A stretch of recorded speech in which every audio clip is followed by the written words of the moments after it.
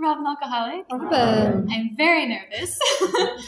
And I don't even know why. You know, I was thinking about it on the way here, and I was thinking like, oh my God, I've had the flu or COVID or something recently, and I'm like foggy, and I'm not going to be perfect, and I'm not going to say everything the way that I want to say it, and I realized it actually doesn't matter. Like, this is not about me.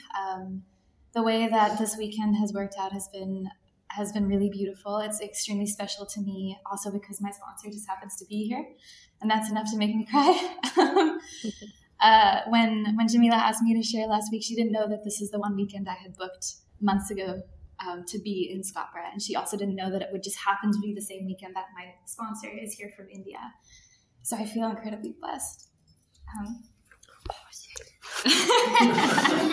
Oh, already. Okay. So yeah, another reason that I'm nervous is that I haven't prepared anything to say, and I think I've learned that it's better that way, because I've seen in my journey how the more, even at meetings, like the more I control and plan my share, the worse it usually goes, and the more I surrender and just say what I need to say and let myself just be a vessel for some sort of message, the better things go. And I guess that is the story of my life, you know. It's always been about control for me, and I didn't know what surrender was until I found the 12 steps. But I'm just going to start with what it was like. So I grew up in a really loving family. My siblings were all these like well-functioning, emotionally somewhat stable people. They were successful. We were all, we were given everything, really. We never had too much, too little. My parents loved each other. I love my siblings. My parents did everything they could to provide a beautiful life for us. And for some reason, I always just felt like an alien and like an outsider, and like I just couldn't do life the way that other people could. I spent most of my life feeling that way, and I think from a very young age, because I felt that way, and because I'm an alcoholic, I started lying and to protect myself, and to try and present to the world some image of what I thought would be acceptable to society and what I thought other people would accept and love. And so I started manipulating and lying from a very young age. I started pretending to be someone else from a very young age. I could never just be. And when I picked up my first substance, it was alcohol. I picked up alcohol when I was 15 years old. And I remember turning to the person next to me and just saying, I've found the cure. Like, I have found the cure to everything that I am. And I remember just wanting other people to have that cure too, and not understanding why it wasn't as meaningful for them. Like it didn't seem to be as significant in their lives as it was for me. And from that day forward, my life just became a chase to find something outside of myself to change the way that I feel. And it looked like many different things. And I remember just coming up with the most insane justifications for everything that I was doing. Like I remember telling myself that I could never be an addict or an alcoholic because I wasn't organized enough, and I jumped from substance to substance. So I never got addicted to one thing, is what I told myself. So how could I be an alcoholic? I just came up with so many reasons to keep drinking. But alcohol did eventually bring me to my knees, and it ended up being the substance that I could never let go of, amongst other things. It was what ruled my life. I remember it getting very embarrassing because at some point people noticed that there was a problem. People noticed that I wasn't okay and that I was drinking too much and that I was making stupid decisions and just behaving in a way that normal people don't. But I still couldn't stop. Like I remember going to family dinners and stuff, and if I saw alcohol on the table, like I couldn't draw my eyes away from it. I remember it had this gravitational pull for me. I just couldn't, if I couldn't walk through a room with alcohol and not be drawn to it. And for a long time, I didn't see anything wrong with that. I just tried to convince myself like I was okay. Throughout my life, the consequences got worse and worse. At some point, I was also put on a lot of medication because I had acquired some mental illness labels that I thought, would excuse my behavior. And I remember going to a psychiatrist. My mom sent me to a psychiatrist because I was behaving in ways that weren't normal. I was stealing. I was, skipping school. I was behaving very recklessly. And I went to a psychiatrist. She said, okay, you have bipolar disorder. You have this anxiety disorder, this anxiety disorder. And I remember feeling such relief because now I had a reason that I could tell people, this is why I do what I do. It's not really my fault. And that was an awful way to live, because I think deep down, some part of me knew, like, you could change these things. Like, you need to be taking responsibility for this stuff. Like, some deep down part of me that I hadn't connected to yet knew that I was being dishonest. But I stuck to my justifications because it was all I knew. And it gave me the excuse to keep on drinking, because if the alcohol was the problem, I would have to let go of the alcohol. And that just was unfeasible to me. I could not comprehend a life without it. It was my best friend. It was everything that made my life okay at that point in time. And as the consequences got worse and worse, and I started having more blackouts and losing more friendships and, dropping out of more courses. I think I've tried every single educational program that I could think of. Like, I've tried business, I've tried psychology, I've tried a little bit of law, I've tried a little bit of everything, and I could just never finish anything. I would start out with all these grand plans about how this was going to change my life and I was going to be really good at it. And then I would drop out, stop going to classes, fail exams, because the alcohol always came first. It ruled my life. And when I decided to come into this program, nothing huge happened. Like, I remember people asking me, like, what happened that brought you in here? And there was really nothing, no huge catastrophe or huge event that happened for me. What it was a gift from a higher power. It was a moment of clarity. So I remember I was just driving home from another bender. I had destroyed some more relationships. I had humiliated myself. I had caused some more chaos. I had just acted insane and isolated myself from people who were trying to help me. And but that was the norm for me. So I kind of was just in the space of being broken again.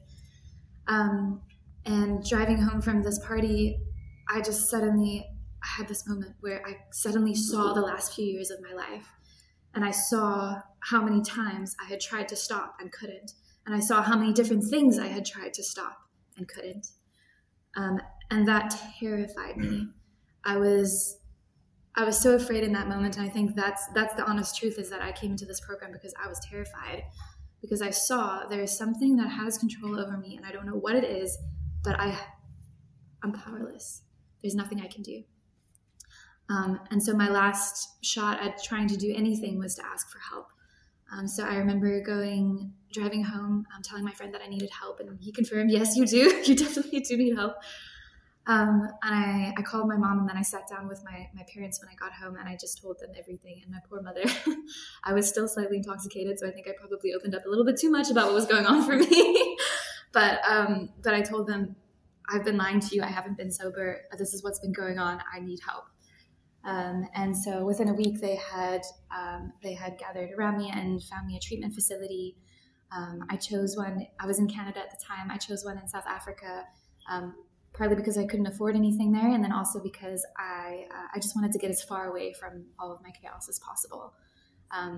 And usually that wouldn't work, but thank God I ran to the right place this time. I ran to a place that would actually cause me to face myself. And when I got into treatment, I remember being assigned my sponsor and being very unhappy with that assignment, because she actually told me the truth and she actually called me out on things, and she didn't let me get away with my shit, and I did not like that very much. And I remember walking in being very desperate, but still fighting. And I think it had to do with the fact that I thought that I had to survive in this program the same way that I had survived in active alcoholism. I thought that I had to lie and manipulate and cover up and put up a facade that everything was okay. That's all I knew how to do. And when I was given direction in this program by my sponsor, by others in recovery, when I was called out on certain behaviors, I fought so hard. I wanted to be that icy intellectual mountain that they talk about in the big book, where, I wanted to point out all the loopholes and prove why this wasn't going to work for me. And I wanted to be the class clown who would poke fun at the people that were trying to help me. I just didn't want to look at myself. And I didn't, if I'm honest with myself, I was scared to hope that anything could work for me at this point. And I think I had done so many different kinds of therapy. I tried so many different kinds of medication. I tried so much self-help. I tried so many different things that I looked at these 12 steps and this book, and I just thought, how is this going to help me? Like, it doesn't make sense to me, so I'm going to fight it. However, throughout all of my fighting, I was in this treatment facility that was teaching me the 12 steps in the program. And I never left. That's the one thing that I did differently, because throughout my whole life, I had always run. You know, I would create chaos and turmoil for myself and have a bender and do that. And then I would run to the next friend group or the next relationship or the next job or the next hobby, or I just ran. I just ran every single time I created chaos for myself. And in this treatment facility, acting out on the same behavior that I did in active alcoholism, I did create chaos for myself again. I isolated myself from the people that were trying to help me. I was dishonest. I tried to drag other people down with me. And I created this same chaos. But I said to myself, I'm just going to do one thing this time. I'm not going to run. Because I knew deep down that if I left the gates of that treatment facility, there would be substances outside. And I knew that even though I didn't want to use in that moment, if I left a safe space, I would pick up, because that's what I did. That was my life. I always picked up, no matter how many promises I made to myself or others, no matter how bad I didn't want to pick up, I always picked up. I had that moment right in the car where I saw that, and I just couldn't get that out of my head. So I was like, okay, I'll just stay and see what happens. And eventually it came to the point where I caught on to the fact that I was actually going to be kicked out if I didn't start following some suggestions and I didn't start trying. And so I did. I thought, okay, I'll try here and there. So I tried a suggestion, and then I tried another suggestion, and I tried another one. And to my absolute dismay and surprise, they started working for me. This thing that I'd been fighting was starting to work for me. And I started hearing what people were saying in the meetings, and I started seeing the magic, and I started feeling connected to people, and I started laughing again and feeling joy that I hadn't felt since I was a little kid. So I guess that's how the change started happening for me, was just trying. As much as I didn't believe it was going to work, just putting one foot in front of the other and doing what I was told, asking, listening, and doing what I was told. By the time I left treatment, I was still terrified. I still thought, how is this going to work for me? This thing that has power over me has had power over me for so long. I'm not going to be good enough for this. It might work for others, but I'm not going to be good enough. I'm going to fail. But I think that fear served me well, because I left treatment and I did everything my sponsor told me. Do you remember, sorry, Christian Crosstalk, do you remember telling me to do 8 meetings my first day home? 8 Zoom meetings online, and I was dead after that day. But I was so scared. But I did it, right? Because I was in a new country. I was in a new place. I just been on a plane for 48 hours. I'd never taken a flight clean or sober before. I was absolutely terrified. And so I was going to do whatever it took to hang on to this recovery thing as long as I possibly could. 3 years later, I'm still here, and I'm still sober. And that blows my mind, because the person that you're seeing sitting in front of you today is not the person that I used to be. And I think when I came into recovery, I thought that I was like this messed up, twisted up person who also had a drinking problem. And I thought that if treatment worked, it would help me with the drinking. And then I would still kind of like go back into my same life and be the same broken person and have all the labels and the anxiety and the loneliness and the isolation. And I was so wrong, and I'm so glad I was so wrong. Like, everything that I have ever struggled with in my life, I've learned has been attached to my disease and the way that I deal with life on life's terms, and my inability to connect with people without a program to help me do so. And now that I have a program, now that I have these 12 steps and a way through life, I feel like, and I don't want to like tempt God by saying this, but I feel like I could handle anything. Just for today. Today I have a beautiful life. I did go back to Canada. I did as many meetings as I was suggested to do. And I remember doing 90-90 when I got back to Canada, and being like, oh, I cannot wait for the 90-90 suggestion to be over because I'm so tired. I had a job, I had all this other stuff going on. And by the time I reached my 90th day back in Canada, I was like, I don't have to go to a meeting every day anymore. And then the next day I was like, okay, no, but this meeting I really like. This is my Monday night meeting. I'm going to go. So then I went to that one. I won't go tomorrow. And then the next day I was like, but it's my friend's milestone share. I want to go to that one. So I went to that one. And then the next day I was like, but I really want the coffee at this meeting is so good. And they're going to share on this tonight. And then I ended up doing a meeting every day still, because by that point I was so in love with the program. I was so in love with recovery that like it filled me up and it fueled me. And it was no longer a place that I went to just get by and do what I was told to do. It was a place that gave me my life. I remember my sponsor saying to me, we don't live in the world and go to AA. We live in AA and we go out to the world. And when I made that my life, it fulfilled me in a way that I've never experienced before. For the first time, I felt useful. For the first time, I felt connected. I felt like a responsible, productive member of society. For the first time, I had energy that I never had before. It was just incredible. I felt like I had found the person that I'd always wanted to be through this program. I'd found the feelings that I'd always looked for in the alcohol through this program. Okay. Yeah, I'm so incredibly grateful for my life today. I think another myth that I want to debunk, if anyone's early on in recovery, is I remember thinking that life is going to be boring. I remember thinking like, now I'm going to do this recovery thing. I have to become a nun. I'm going to be super lame and like never swear. And like, and that's so not true. I've had more adventure in recovery than I ever had in active alcoholism.